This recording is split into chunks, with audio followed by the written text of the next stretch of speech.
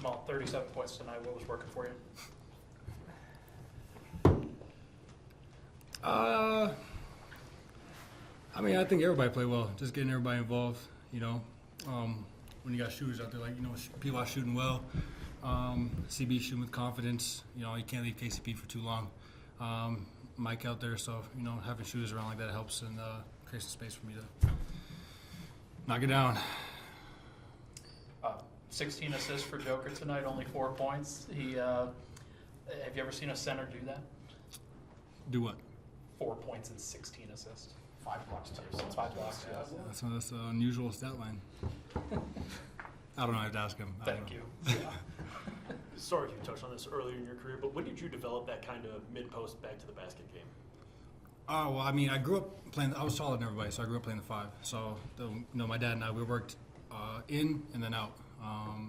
So the jump hooks, left hand, right hand, that's where I developed that touch, and then just kind of moved my way out. So anything we did with the right hand, we do with the left, and just kind of work our way out. But I've always had the, I feel for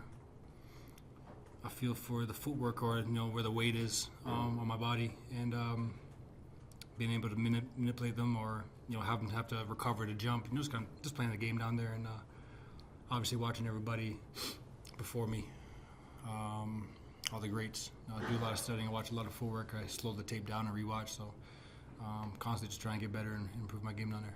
Are we talking about are we talking about like MJ and Kobe, or were there other guys that? Oh yeah, lots. No, lots. I mean, you want me to name them? I mean, those were the first that came to my mind. Yeah, you're right. Yeah, good job. You're right.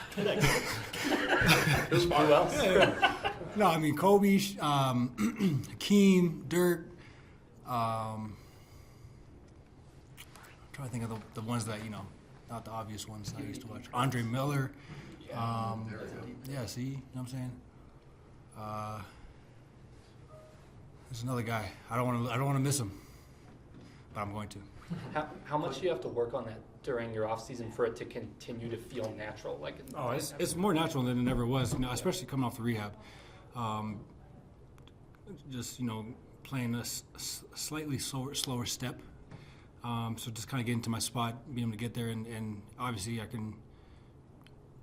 have a lot of moves on there. So I like to have the opportunity to not just go to my turnaround fade, be able to get to the rim, try to draw a foul,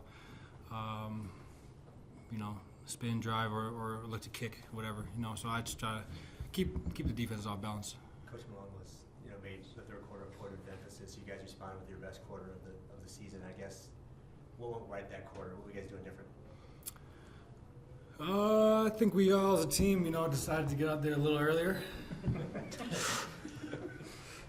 We was in good spirits, though. No, for real. We was in good spirits, and we just wanted to hold ourselves accountable as well. We don't have to rely on coach to say something. So I thought we did a good job of just coming ready to play, knowing that, this team they're trying to win.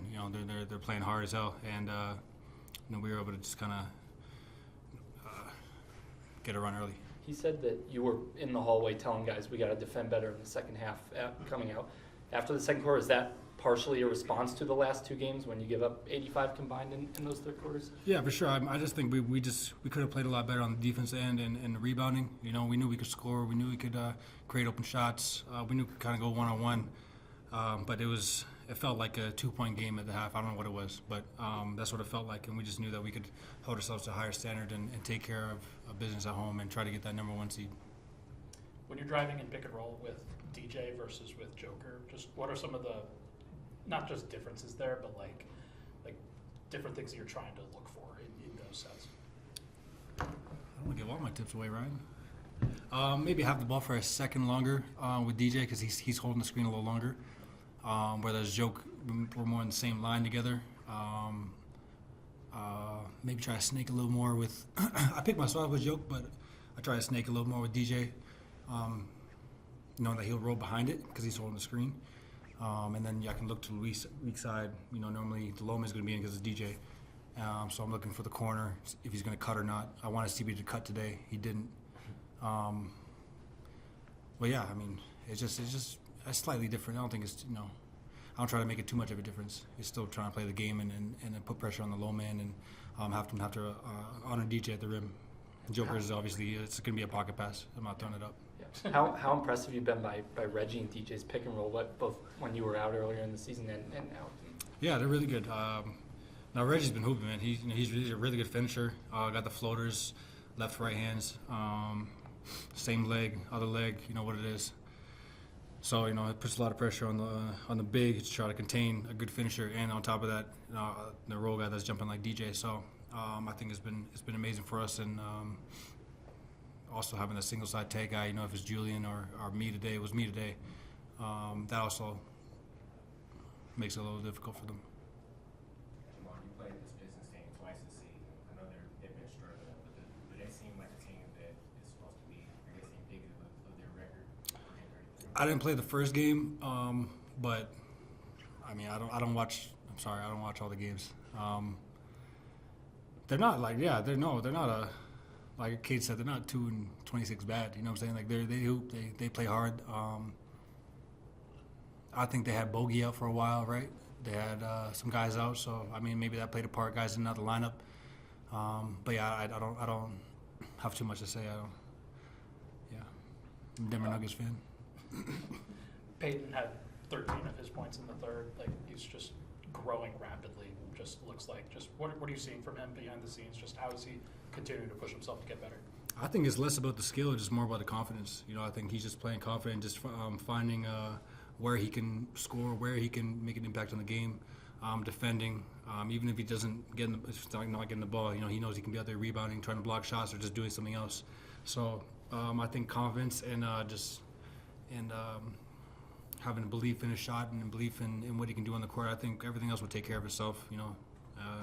Him, Christian too. I think both the guys have grown tremendously in a small amount of time. So, Julian's next.